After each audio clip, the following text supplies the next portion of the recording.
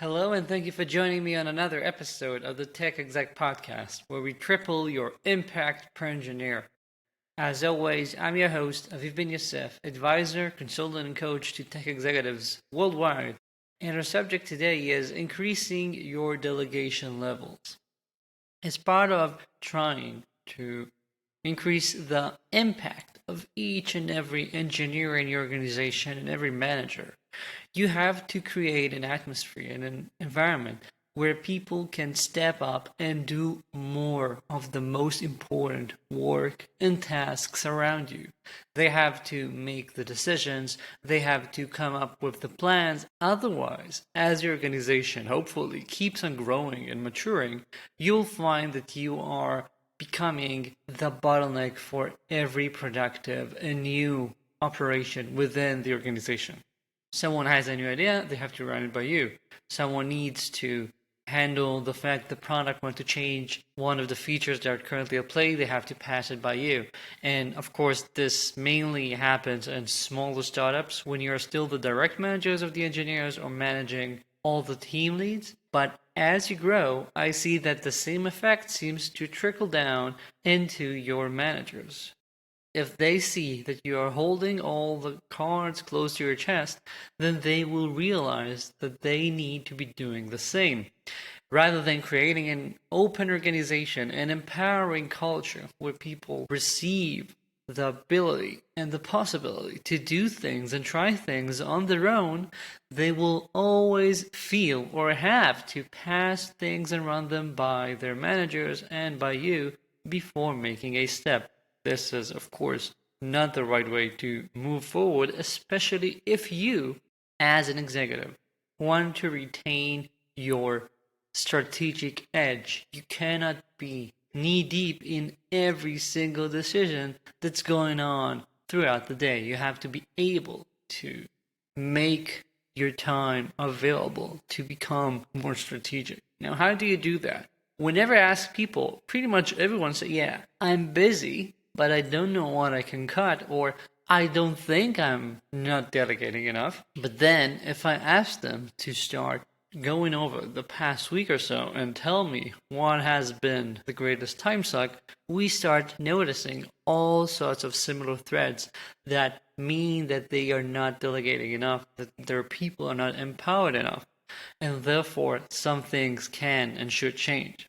Now, how can you spot these without the aid of a coach? I have something that I actually do with my clients, and you can do by your own or with a friend, and I think can be very, very helpful. Create a recurring reminder. Most of my clients do it by creating a recurring Slack reminder every day in our channel, and then at the end of every day, go over your calendar and whatever has happened, and for 2 minutes, write down all the different time-sucking activities, yak shaving that you had to do, where you pulled into that conversation. Did you have to make that decision? Did someone have to run by you something before they could move on? Did you get sucked to fixing the CI system because for some reason you're the only one that still remembers how it was set up 2 years ago?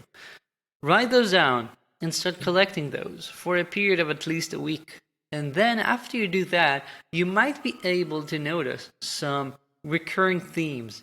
Maybe it's specific old technology parts that you thought should or can remain under your domain because they are so small, and yet you can see that they keep requiring more and more of your time.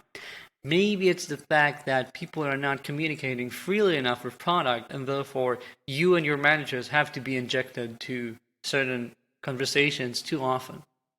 Whatever it is, as you notice that, you might be able to realize that you need to be changing some of the things that you are doing.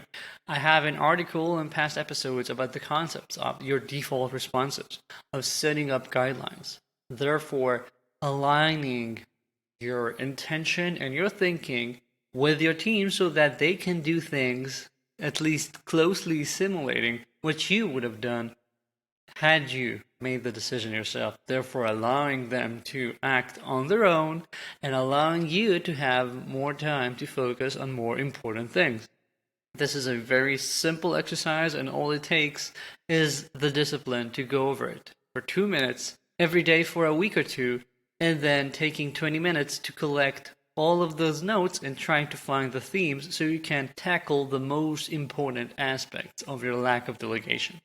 I actually recommend to a lot of my clients to do this like at least once a year because things tend to grow on us. So you might do this now and clear a bunch of stuff from your schedule, but a year from today, if you do it again, you'll notice that, oh, I seem to have relapsed in these areas, or new things have become those that are run by you but shouldn't be. And therefore, it is often very productive to do this repeatedly and notice that whenever you see that your day-to-day seems to be getting more and more messy with a lot more small decisions and conversations going on, where you have to keep a bunch of plates spinning so everyone can do the work, then notice that maybe it's time for another shot at this and renewing your delegation practice.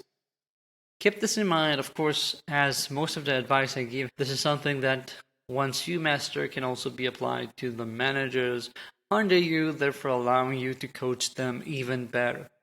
Notice this, implement it, and by investing this total of less than an hour in the next week or two, you can gain hours and hours of your time, and you can make pretty much everyone in your organization that much more productive. That's it for this week. Thank you for joining me.